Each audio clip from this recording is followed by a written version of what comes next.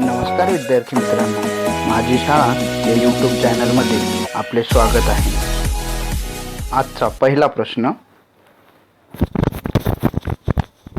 Share बाजार किती अंकांनी कोसळला आहे? पर्याय क्रमांक 1 3000, पर्याय क्रमांक 2 4000, पर्याय क्रमांक 3 2000, पर्याय क्रमांक 4 5000. उत्तर आहे 2000. याच्याविषयी थोडक्यात माहिती.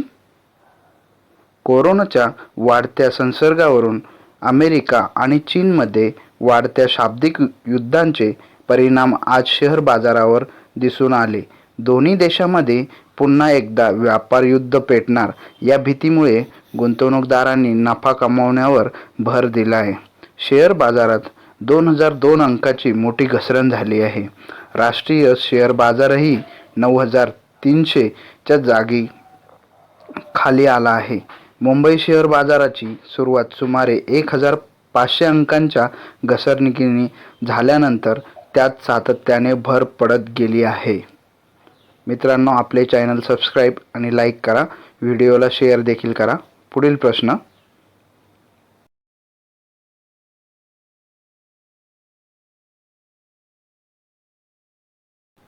कोणत्या थाळीफेक खेळाडूला उत्तेजक प्रकरणी 4 वर्षाची बंदी घातली आहे? पर्याय क्रमांक 1 झुमा खातून, पर्याय क्रमांक 2 निर्मला शेरॉन, पर्याय क्रमांक 3 संदीप कुमारी, पर्याय क्रमांक 4 मनप्रीत कौर. उत्तर आहे संदीप कुमारी. थोडक्यात, संदीप कुमारी उत्तेजक प्रकरणी 4 वर्षाची बंदी संदीप कुमारीवर घालण्यात आली आहे. हिच्यावर जागतिक उत्तेजक विरोधी संस्थेने वाडा उत्तेजक प्रकरणात दोषी सापडल्यामुळे 4 वर्षाच्या बंदीची शिक्षा सुनावली आहे. विशेष म्हणजे 2 वर्षापूर्वी राष्ट्रीय उत्तेजक चाचणी प्रयोगशाळेला तिच्या नमुन्यातील उत्तेजकांचे प्रमाण सापडले नव्हते. गुवाहाटी येथे जून 2018 मध्ये झालेल्या राष्ट्रीय आंतरराज्य ॲथलेटिक अजिंक्यपद स्पर्धेदरम्यान संदीप कुमारीच्या रक्ताचे नमुने घेण्यात आले होते. या स्पर्धेत कुमारीने 58.41 मीटर थाळीफेक करत सुवर्णपदक जिंकले होते. मात्र NDTL ला तिच्या नमुन्यातील उत्तेजकांचे प्रमाण शोधता आले नाही. नमुना कॅनडा येथील मॉन्ट्रियल प्रयोगशाळेत पाठवण्यात आला. तिने मेटेनोलोन हे उत्तेजक घेतल्याचे समोर आले आहे. हे वाडाने सिद्ध केले आहे. 26 जून 2018 पासून पुढील 4 वर्ष तिच्यावर बंदी घालण्यात आली आहे. पुढील प्रश्न, गुजरात स्थापना दिन टिंबटिंब रोजी साजर केला जातो.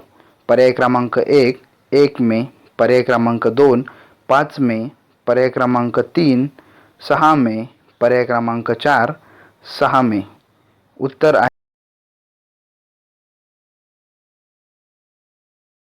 6 मे. थोडक्यात माहिती. गुजरात स्थापना दिन 1 मे रोजी साजरा केला जातो. भारत स्वतंत्र झाल्यावर हा प्रदेश मुंबई राज्याचा भाग होता. 1 मे 1960 रोजी स्वतंत्र गुजरातची स्थापना झाली. महाराष्ट्राची स्थापना होऊन 50 वर्ष पूर्ण झाली आहेत. ही दोन्ही राज्य मुंबईचा भाग असताना महाराष्ट्र व गुजरातचा स्थापना दिन म्हणून 1 मे रोजी साजरा केला जातो. जेव्हा महाराष्ट्र व गुजरात स्थापनेचा प्रस्ताव मुंबई राज्यातून आला, त्याची उत्तर पश्चिम सीमा ही पाकिस्तान देशाला लागून आहे. गुजरातचे क्षेत्रफळ 1,96,024 चौरस किलोमीटर एवढे आहे. पुढील प्रश्न, त्र्यंबक बापूजी ठोंबरे यांना बालकवी ही पदवी कोणी दिली आहे? पर्याय क्रमांक 1 नेपोलियन बोनापार्ट, पर्याय क्रमांक 2 कान्होबा कीर्तिकर, पर्याय क्रमांक 3 सुमित किसन ठोंबरे, पर्याय क्रमांक 4 रामसिंग लोहिया. उत्तर आहे, थोडक्यात माहिती,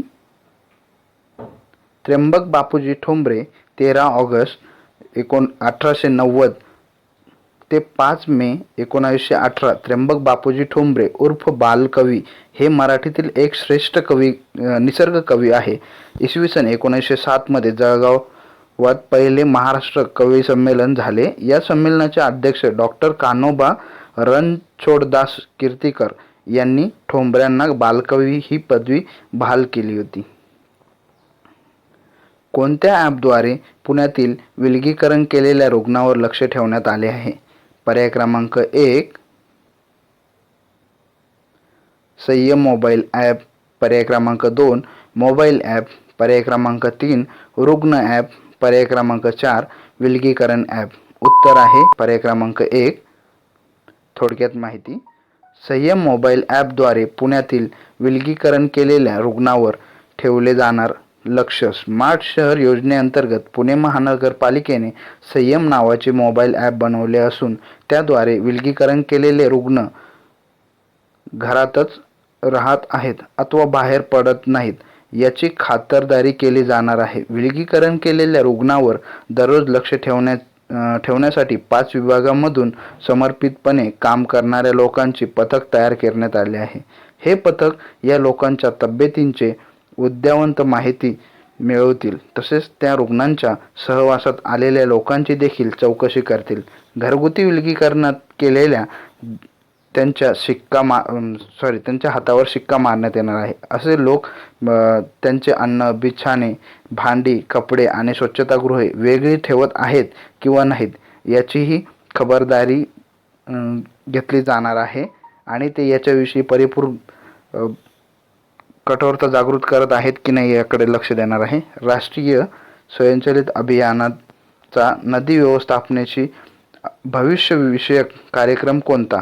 पर्याय क्रमांक 1 आयडियाथॉल, पर्याय क्रमांक 2 वॉटरथॉल, पर्याय क्रमांक 3 मिली वॉटर, पर्याय क्रमांक 4 स्वच्छता पाणी संरक्षण. पर्याय क्रमांक 1 वॉटरथॉल. थोडक्यात माहिती. राष्ट्रीय स्वच्छता गंगा अभियानाचा नदी व्यवस्थापनेचे भविष्य विषयक आयडियाथॉल कार्यक्रम राष्ट्रीय स्वच्छता गंगा अभियान आणि राष्ट्रीय शहर व्यवहार संस्था या संस्थांनी कोविड-19 महामारीतून नदी व्यवस्थापन धोरणे भविष्यात अशा प्रकारे आकारात येऊ शकतात याचा मागोवा घेण्यासाठी एक नदी व्यवस्थापनाचे भविष्यिक विषयक आयडियाथॉल आयोजित केले आहे. आयडियाथॉलमुळे नदी व्यवस्थापनाच्या विविध पैलूंवर चर्चा झाली. या कार्यक्रमाच्या अंतर्गत 2 मे 2020 रोजी आयोजित केलेले कोविड-19 महामारीच्या काळात टाळेबंदीमध्ये प्रदूषणाची पातळीत घट झालेली दिसून आली आहे आणि त्यामुळे नैसर्गिक वातावरणात लक्षणीय सुधारणा दिसून आली आहे. मात्र ही परिस्थिती किती काळ टिकून राहणार याविषयी चिंता व्यक्त केली गेली आहे. त्यामुळे या समस्येवर उपाय शोधण्याच्या उद्देशाने आयडियाथॉल कार्यक्रम लागू करण्यात आला आहे. स्वच्छता गंगा अभियान या थ्रू हा उपक्रम राबवला जाणार आहे. पुढील प्रश्न. हरित क्रांतीचे जनक कोण आहे? पर्याय क्रमांक 1 अरुण चौधरी, पर्याय क्रमांक 2 नॉर्मन बोरलॉग, पर्याय क्रमांक 3 हरिलाल चौधरी, पर्याय क्रमांक 4 अरुण कृष्ण. उत्तर आहे नॉर्मन बोरलॉग. याच्याविषयी थोडक्यात माहिती.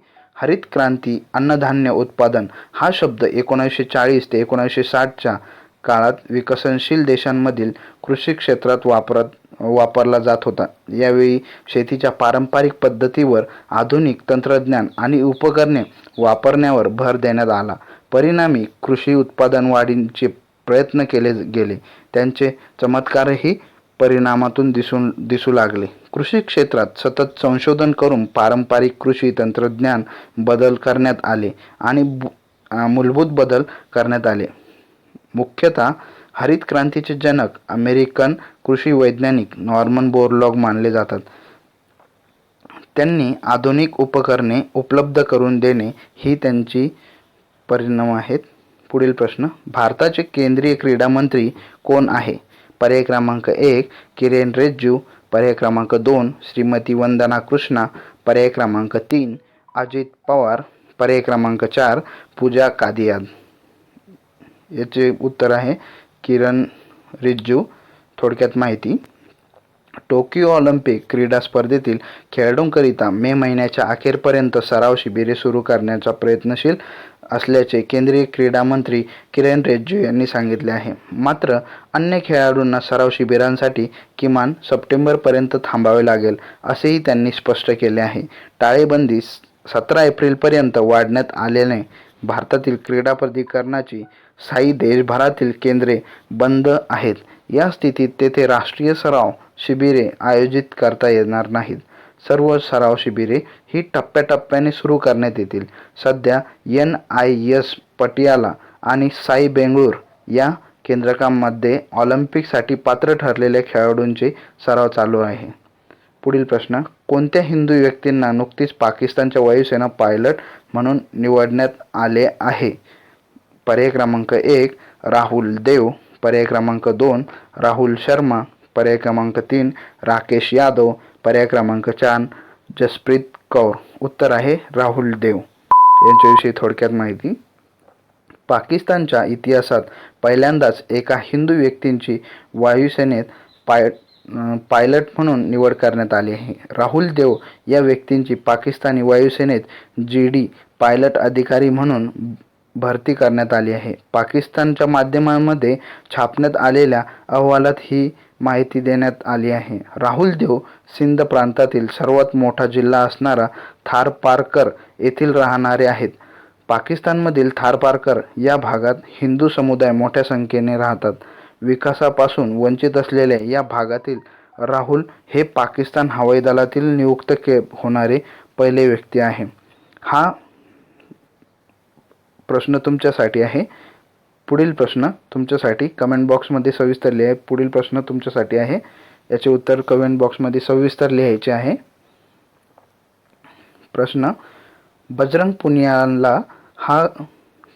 पुनिया हा कोणत्या खेळाशी संबंधित आहे? पर्याय क्रमांक 1 कुस्ती, पर्याय क्रमांक 2 बॉक्सिंग, पर्याय क्रमांक 3 जुडो, पर्याय क्रमांक 4 कराटे.